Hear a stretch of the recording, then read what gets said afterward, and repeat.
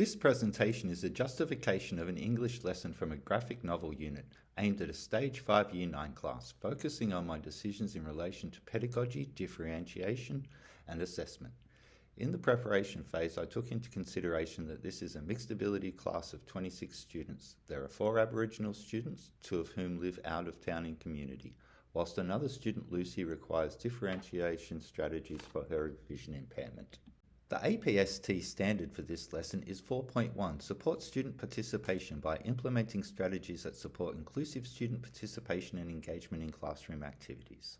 The lesson will work towards the syllabus outcome ACELT 1771, present an argument about a literary text based on initial impression and subsequent analysis of the whole text.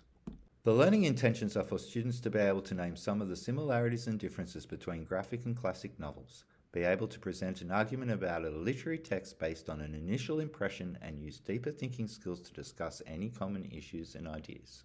The success criteria is that students can identify some of the similarities and differences between graphic and classic novels, present an argument based on a first impression of a classic text, and use deeper thinking skills to discuss common themes discovered within the activity. I decided the growth model provides culturally safe spaces required for this classroom. According to Dutton and Manuel, the growth model of teaching English believes in the creative potential of all children, holds the view that response is the defining activity of learning, and places value on a student's language and prior experience.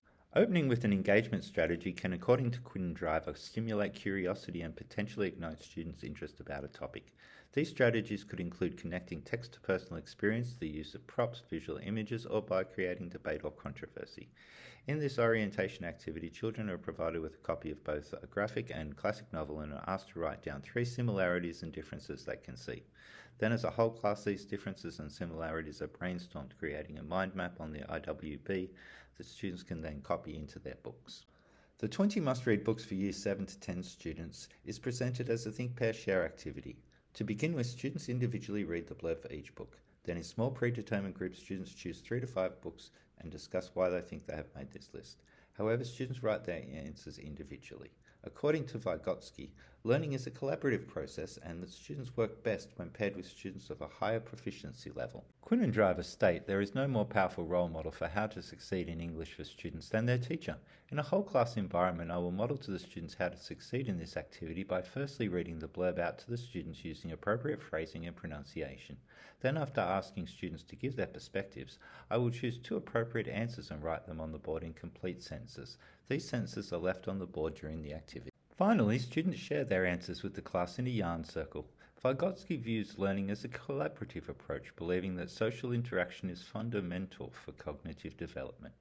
Also, this activity integrates with the 8 ways perspective, which according to Jacoporta and Kirby considers yarning or discussion as an important Aboriginal learning technique.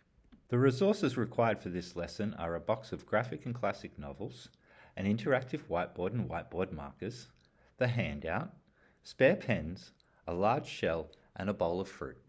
The simple act of placing a bowl of fruit at the front of the class for students to access enables them to replenish their energy and focus on class tasks. Miller and Steele stress that when teaching Aboriginal students that teacher credibility comes from forming and maintaining cultural connections. Therefore, I would begin this lesson with a welcome to country.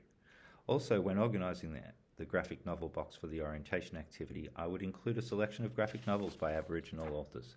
Aboriginal and Torres Strait Islander pedagogical space needs to be respectful and culturally safe according to Bierman and Townsend Cross. When implementing the yarn circle activity, I would create this culturally safe space by setting out and modelling the rules for respecting others. Carol Tomlinson highlights that teachers need to consider a differentiated approach by incorporating a range of strategies into their teaching.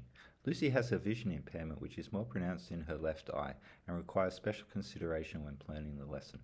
To begin with, her environment can be modified by seating her at the front right-hand side of the class. Secondly, I modified the content by providing Lucy with appropriately enlarged copies of both the handout as well as a variety of enlarged classic and graphic novels for her to choose from. Additionally, Lucy is provided with enlarged notes at the end of the class to stick into her English book. By sharing the learning intentions and success criteria with students at the beginning of this lesson, students can self-assess their progress throughout the lesson against a pre-established success criteria which equips students to critically engage in conversations about their own learning according to William and Thompson.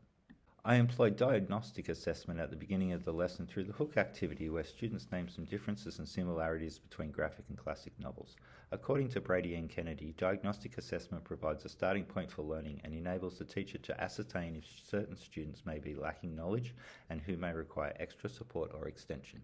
Throughout this lesson, I will collect information by observation, questioning, and collecting work examples, which according to Schlon enables reflection in action, allowing the teacher to reflect on evidence and implement modifications during teaching. Formative assessment, according to Brady and Kennedy, helps with the planning of engaging future lessons and also enables the teacher to provide meaningful feedback.